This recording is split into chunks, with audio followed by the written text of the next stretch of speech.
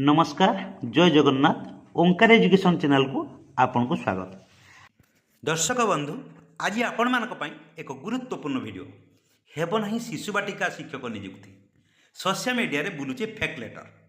स्पष्टीकरण कले सूचना और लोक संपर्क विभाग ओडिशा सरकार। ये सूचना उपर टिके नजर पकांतु दर्शक बंधु। सूचना और लोक संपर्क विभाग ओडिशा सरकार शिशु बाटिका शिक्षक नियुक्ति संबंधी जाल चिठी प्रचार संपर्क में स्पष्टीकरण देइचंती जे चिठीटी सोशल मीडिया रे बुलुची से एक फेक लेटर बोली सरकार आमर क्लारिफिकेशन देइचंती। एबे आसंतु जानिबा से फेक लेटरटी कौन। ये हेउची से लेटर चिठीटी रही government of Odisha financial department letter number अच्छी 10911 डेटेड 24/4/2024 कहाठारू Shrimati Jayanti Barik OSS under secretary to government क्या रही director of elementary education government of Odisha. देखो गवर्नमेंट को नाम भी गोटे चिट्ठी बाहरी पड़ी जे एक रिक्वायरमेंट होची। सब्जेक्ट रही approval for creation and engagement of teacher post for शिशु बाटिका अंडर ओसेपा। ओसेपा अधीन शिशु बाटिका आम शिक्षक नियुक्ति ये हूँ लेटर कौटू फाइनेंशियल डिपार्टमेंट से भाइराल होता चिठी रे स्पष्ट मेंशन अच्छी जे 7234 टी आमर पोस्ट अच्छी से प्रत्येक शिशु बाटिका शिक्षक को दरमा मिल के 26,200 टंका। आपण मैंने चिंता करूँ जूनियर टीचर पोस्टिंग रे मध्य आमर फास्ट जॉइनिंग रे 26,200 टंका ना आमर बेसिक पे 23,600 रही रेगुलर टीचर पुणी 6 वर्ष पर ये शिशु बाटिका शिक्षक मानक प्रथम 26,200 टंका सरकार देवे केबे भी से विश्वास ना कहीं राजधानी रे आमर शिक्षक मैंने वर्ष सारा बसुँच यही दायित्व नापी से ठिका प्रथाटा उठेबापी शिशु बाटिका को प्रथम 26,200 टंका दरमा मिल आपण मैंने किपर भावी पार्टी एठी तलू किसी guideline देइछंती The expenditure shall be strictly limited to the approved norms and budget provided under समग्र शिक्षा और समग्र शिक्षा अधीन ये बजेट को सब खर्च करेंगे एक्सपेंडिचर को वहन करेंगे समग्र शिक्षा टाइम टू टाइम से जहाँ एंगेजमेंट गाइडलाइन अच्छी आपड़ फॉलो करेंगे। देखु सरकार सूचना रही चिठीटी रही सूचना और लोक संपर्क विभाग गवर्नमेंट ऑफ ओडिशा भुवनेश्वर शिशु बाटिका शिक्षक नियुक्ति संबंधी जाल चिठी प्रचार संबंध में स्पष्टीकरण भुवनेश्वर 7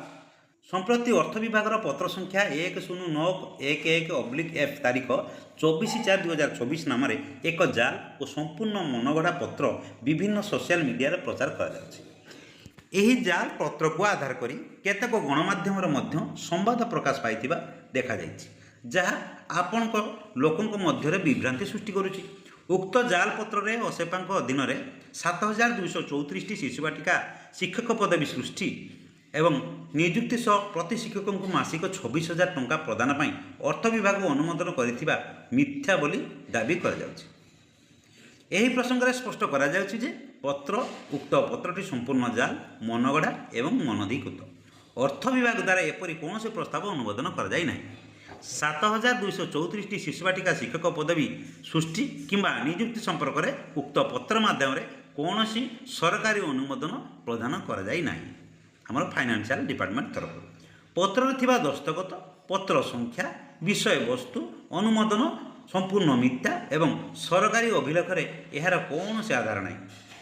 जहाँ सरकारी पत्र प्रस्तुत करी प्रचार करने एक गुरुतर अपराध। यही घटना संपर्क में उपयुक्त आईनगत पदक्षेप ग्रहण पर संपृक्त कर्तृपक्ष दृष्टि अवगत कर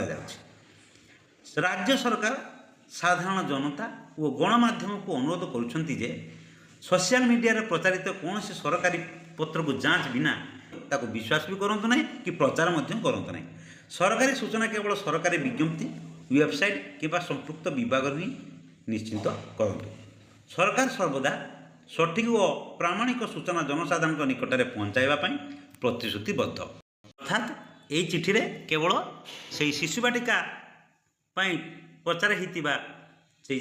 शिशु बाटिका नियुक्ति मिथ्या बोली कहुई किंतु शिशु बाटिका शिक्षक नियुक्ति संपर्क में केबे हब केते दरमा मिलिबो से संपर्क में किसी सूचना नहीं। तेणु अपेक्षा करंतु ये शिशु बाटिका शिक्षक नियुक्ति पुणी केबे कौन चिठी सरकार तरफ प्रकाश पाଉଛି। दर्शक बंधु आज भिडटी जदि आपण मान इनफर्मेटिव मन होता है ओंकार एजुकेशन आम स्कूल कार्यक्रम यूट्यूब चैनल को लाइक शेयर करने सहित सब्सक्राइब करने को केवे भूलिए आज रोचे पुणी देखा नेक्स्ट वीडियो रे धन्यवाद।